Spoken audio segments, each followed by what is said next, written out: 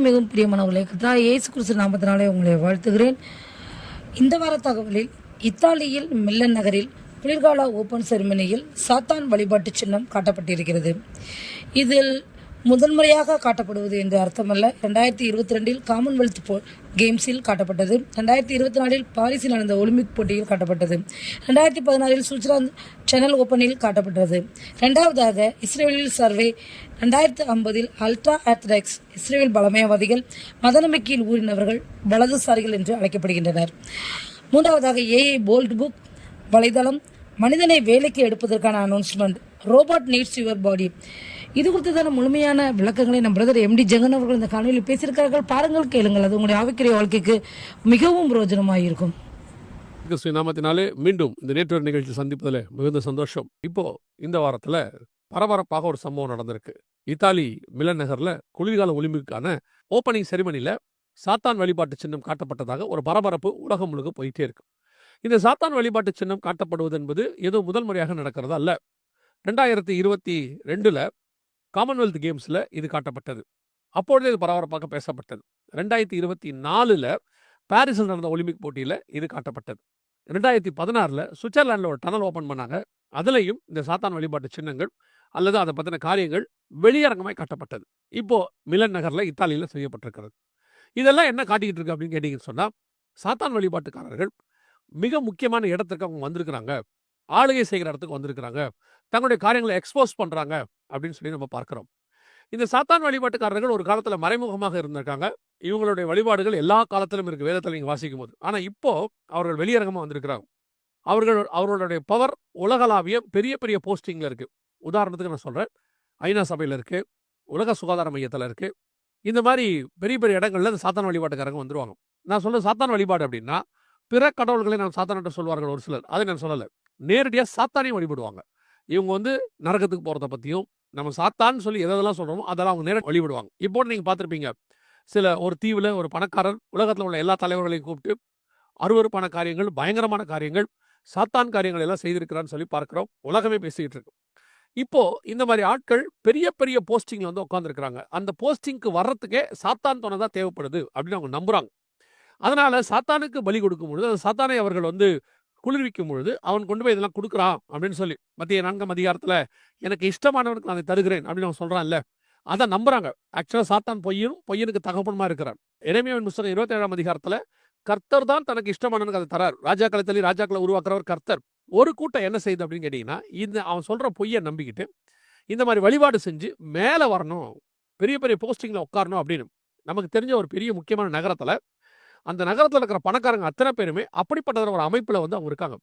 அவங்க அதுக்கு என்ன சொல்கிறாங்கன்னா, அந்த சாத்தான் குழுவில் அவங்க இணைஞ்ச பிறகுதான் அந்த மாதிரி அவங்க பணக்காராகவே ஆனாங்க அப்படின்னு சொல்கிறாங்க. இது பல நாடுகளில், பல முக்கியமான நகரங்களில், பல முக்கியமான பணக்காரர்கள், உயர் பதவியில் இருக்கிறவங்களாம் இதில் மெம்பர்ஸாக இருக்கிறாங்க.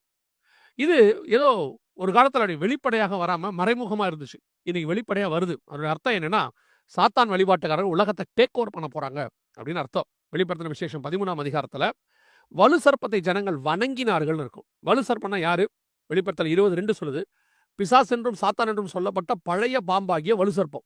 இதை ஜனங்கள் வணங்கினார்கள். அது மட்டும் அல்ல, அது தன் வல்லமை அதிகாரத்தை கொடுத்தது. அந்த மிருகத்தையும் ஜனங்கள் வணங்கினார்கள். அப்படின்னா என்ன அர்த்தம்னா, அது யாருக்கெல்லாம் போஸ்டிங் கொடுக்குதோ அவங்களையும் ஜனங்க வணங்குறாங்க அப்படின்றது. ஸோ உலகம் ஒரு சாத்தானுடைய வழிபாட்டுக்குள்ள அல்ல, அது வழிபாட்டு பண்ணுகிறவங்களுடைய கண்ட்ரோலுக்கு கீழே போயிட்டே இருக்கு.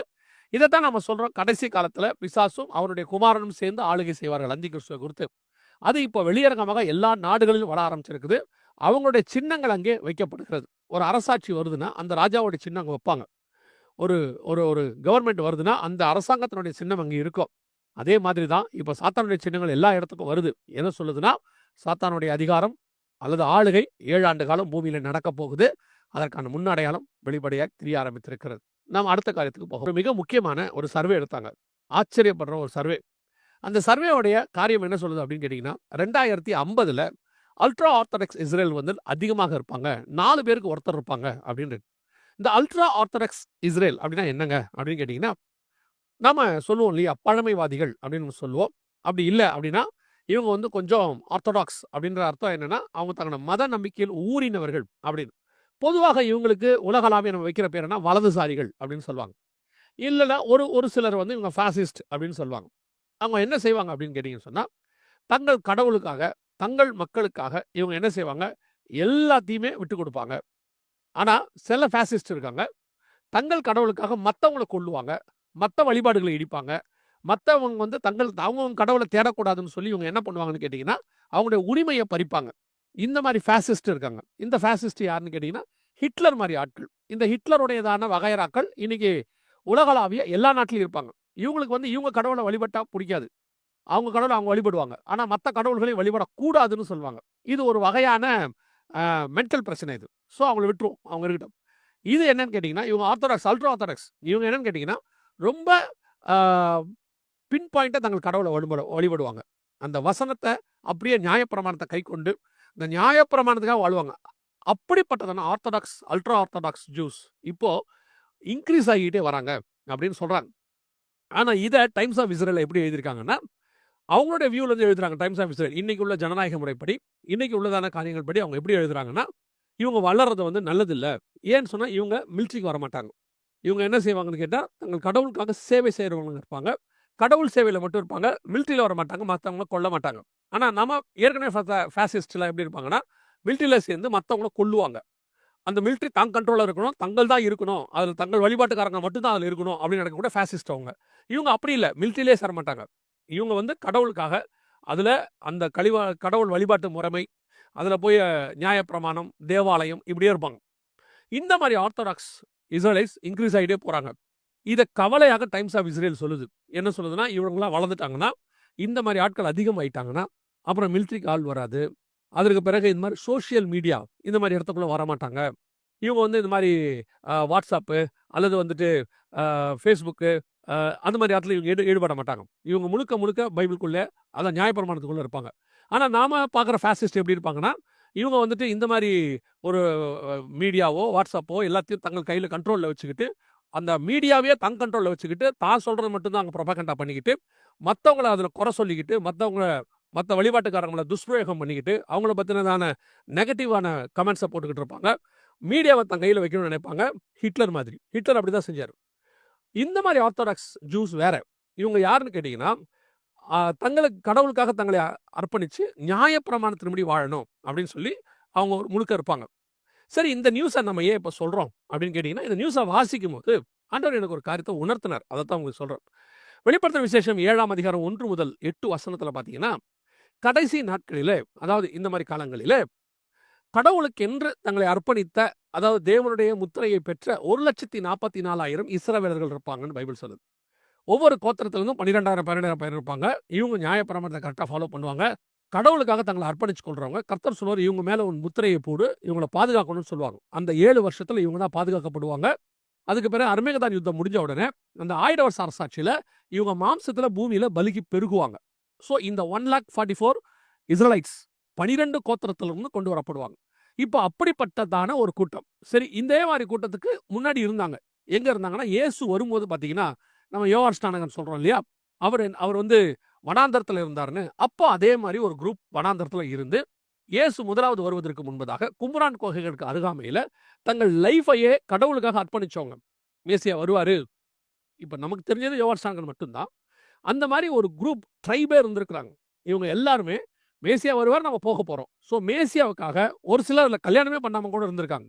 அந்த மாதிரி காத்திருந்த ஒரு கூட்டம் இருக்குது. ஆர்த்தடாக்ஸ், அல்ட்ரா ஆர்த்தடாக்ஸ் ஜூஸ் அப்படின்னு இஸ்ரேலைட்ஸ்ன்னு சொல்லுவாங்க. இப்போ அந்த கூட்டம் வந்திருக்கு. என்ன இதில் பெரிய ஆச்சரியம்னு கேட்டிங்கன்னா, 2000 வருஷமாக இஸ்ரவேலர்களே கிடையாது, ஒரு ட்ரைபும் கிடையாது, எங்கே போனாங்க ஏது போனாங்கன்னு தெரியாது. இப்போது 12 ட்ரைபும் திரும்பி வர தொடங்கி இருக்கிறது. எல்லா பக்கத்துல இருந்தும் அவங்க வர தொடங்கி இருக்கிறாங்க.